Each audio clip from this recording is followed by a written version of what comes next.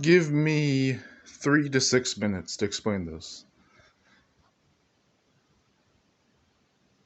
I am not necessarily delusioned about the way I grew up in my life. I'm not necessarily someone who just only complains about what I didn't understand in 26 to almost 27 years. Okay, I'm not trying to convey that whenever I still look nervous or shut down or anxious every time I make a video. I've looked like that for years. Okay, I do that stuttering thing where I constantly get on my nerves, where I'm like always like that but for many years, right? Like not even just like 5 years. It's like it's been like that for a very long time. I always let sound and appear that nervous. Okay, this is not something that I just suddenly do. Maybe in spite of PMO, maybe in spite of, because I still change as a person, obviously, even more than I realize. But there are things that come to that nature where it's like, oh my gosh, this guy sounds like he's in trouble, but I'm not really trying to express that on purpose, even though I still express myself for good and the better and the worse. Okay, I enjoy both anyways. If that makes any sense, I'm still grateful for what I have. And the Oprah Winfrey style of that, Jane Ripper style of that, is that you can always be grateful for where you are, no matter what, and you are where you need to be, right where it lies. You're where you need to be right now. The reasons I say stuff like that, where it's like, um, where it's all good, we're all in this together, that no one's your enemy. I say it in tandem all the damn time, but think about it this way. There's a couple examples I can make in this video. You know, in Avatar: The Last Airbender, where Aang and Katara and Sokka are in that machine, they're trying to take it down, and he illustrates a really good example of weak spots and expectations, where if you hit just the right push, kind of like a Infinity Train a little bit for season one, where you give just the right push. So many cartoons I know what I'm talking about. You give just the right push into something, and you hit just that right spot. It doesn't have to be precise enough, but that one exploitation of a good advantage you have, and you make the most of it. Things can change faster than you realize. Even if things don't look like they're moving right now, you are on that Las Vegas to Nevada road style thing of you're traveling in a car.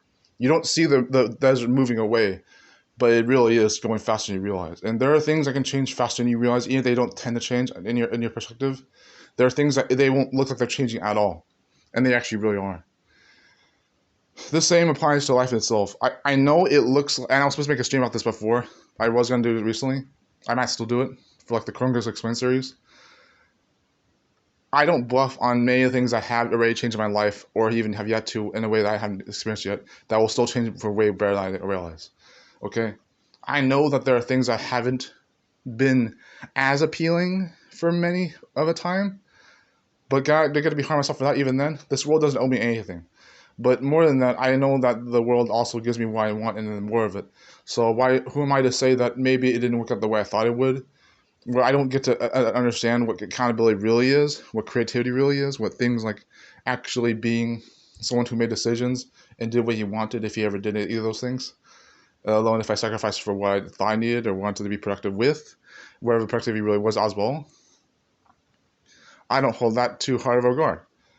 I am very blessed that things are working out as they are right now. Even if it looks like I'm doing anything, even if I'm truly wasting my time, maybe, but it will work out anyways. And I'm not gonna lie, I never expected that things would have worked out like this. It comes from the inner world anyways, and so people who say that stuff, they better mean it, because if you say happiness comes from within, that the inner world comes from within, and you still reflect that by only care about survivalism, you can care about it to an extent, not even if too much, if you can be too much about it. But then what will be the point of everything else you say at that point? You can't go both ways. It's not so much highway or that way. It's more like just be consistent with what you're saying, in my opinion. That's the only strictness I would have for that. But I like where my life is going. 2 more minutes. I like where my life is going. It does not look like much has changed, but I can't be hard on myself about that. And there are parts of me that have changed more than I realize. There are parts of me that are more interesting than I realize. And there's enough that comes with that. There's a picture, there's a thumbnail I'm going to use for this video I like a lot. But if something happens in the video, that's okay. But actually, let's pull one tarot card just for now. I'm going to do the backsides of all 3 decks. And this is going to be the draw. Or just 2 decks. 2 decks is okay. So from the Legacy of the Divine, we have the Ace of Cups. Back of my deck, Ace of Cups. And from the no, that's not the Legacy of the Divine. That's the Tarot Dreams. Or no, that's Tarot Dreams. And this is Legacy of the Divine. and we got the Nine of Coins. And what better way to illustrate that, because I already know what that means, is like being bountiful with my fortune and a new beginner in my ability to feel. Which I don't complain about this since I watch all long anyways usually, but I do know how to start feeling the right way, or even better ways. As the best things I deal with things, I promise. Not to mention, and card comes to, not to mention that it does feel good that I just watched the one with Elaina episode 11 from season 1, and then just felt really within my passion right there. Because I have a weird way of seeing slice of life. If you know as an abstract philosopher how I see that stuff, I like even cartooning and claymation, then you know how I feel about that stuff. But that's why I watched that Elaina anime episode, was because I wanted to feel that passion and even controversial way of living my life, where I didn't feel like I was always alive, even if I was transparent more I realized. But I can't deny any further I do. Just because I don't feel like I'm human doesn't mean I'm any less human. And I think no one's above or less than anyone else. Really, no one does. Take care, guys. This has been Tony Cashin.